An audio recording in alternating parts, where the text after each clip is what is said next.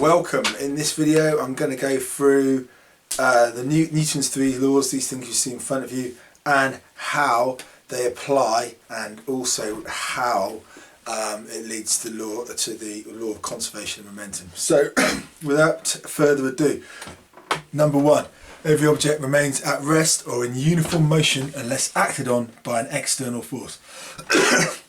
What this basically means is that everything will stay still or keep moving in the same direction at the same speed unless you apply a force to it.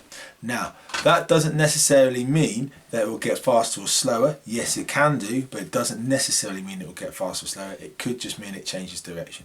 Okay, so you've got your simple examples of this: an object sitting stationary on some sort of surface, all's well and good. You apply a force to it, bosh, it starts to accelerate. If you have a situation though where something's in space going freely and it's already travelling, let's say this same object here is now travelling in this direction like that.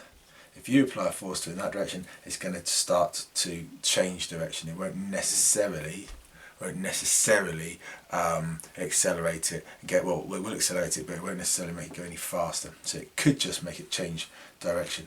In that case, in that situation, you have centripetal acceleration, which is what makes things go around in circles.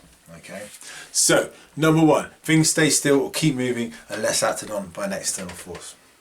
Once you've got some sort of external force acting, then Newton's second law applies. The rate of change of momentum of an object is directly proportional to the external force applied. Now, basically, in order to understand what this means, you have to understand what momentum is. And momentum, P is the symbol for momentum, is the product of mass and velocity.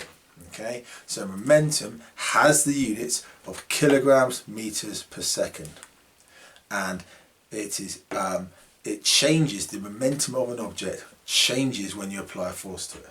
Now, most people are familiar with F equals ma, and that is a direct consequence of the original wording of Newton's second law. So what Newton's second law says is that the rate of change of momentum is directly proportional to the force applied. So the force applied is proportional to the change of momentum in the change of time. That's what that basically means. Now, as a little doff to Newton himself, they made the Newton equal to the force that gives rise to a rate of change of 1 kilogram meter per second in an object that's experiencing that force. Okay. Now, if you simply look at this, of course, mass doesn't tend to change when you apply force to something, so you can say it's m times by delta v over delta t, which is of course ma. F equals ma is the common way of stating Newton's second law, but it's not the most precise way. Okie dokie, that's Newton's second law. And then finally, if object or body A exerts a force on body B, then body B exerts an equal and opposite force on body A. What that basically means, I'll get rid of all of this now. What that basically means is that if you sit something on a table, let's say, and you've got a surface, and you put a ball on the table, and the ball has some sort of weight and it's therefore pushing downwards on the table.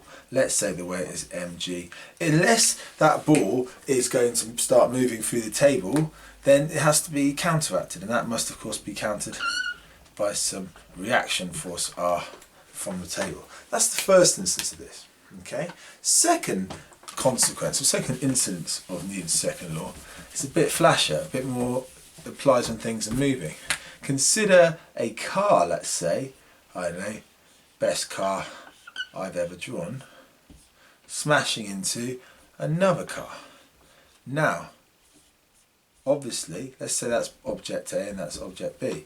At the point of collision, object A is going to exert a force on object B. It's going to push a force onto object B, and let's just say the force on B due to A is this red arrow. It's going to basically push it that way. And I'm going to put that as the force A, force due to A. But this car is not just going to keep driving through forever. It's going to have some force back on it from B. So we can say if body A exerts a force on body B, this is what it's doing, body B will exert an equal, and this is the key thing about it, an opposite force on body A. So we can draw a force on this of equal length, if I can draw equal length, and I'll call that the force due to B that's acting on A. Okay, so this is Newton's third law, and it basically leads into the concept of conservation of momentum.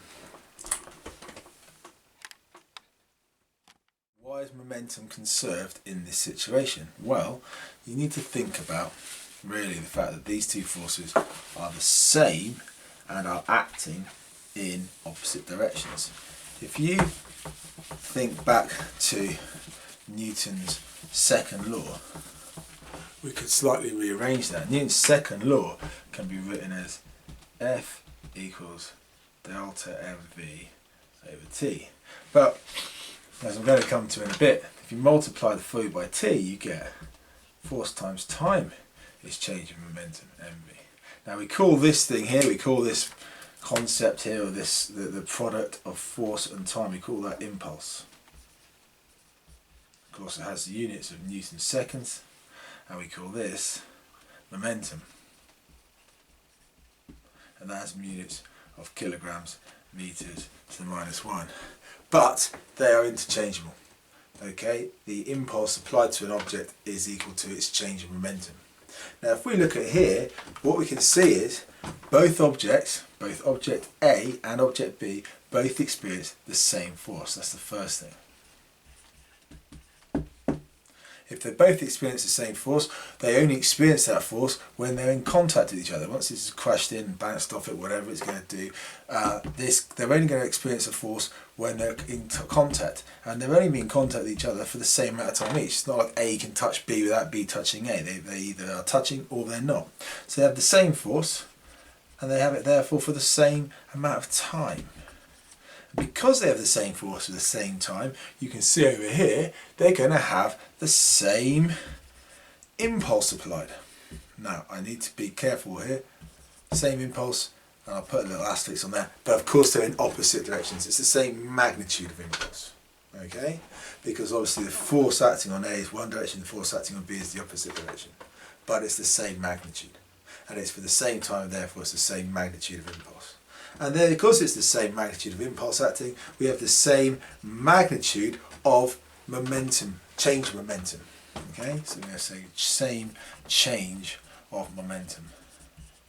Okay, I'm going to be careful about this. It's not the same change of momentum. If we said that this direction is the positive direction, let's just say that's the positive vector there, then of course this has a positive change of momentum and this has a negative change of momentum.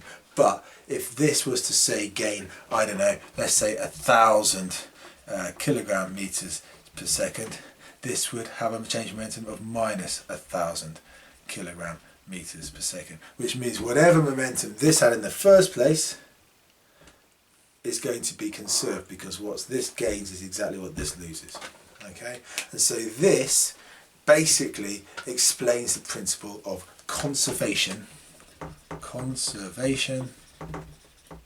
of linear momentum. Okay, there's angular momentum as well, but it's not on the AQA syllabus, you don't have to worry about that. Okie dokie, there you are, conservation of momentum.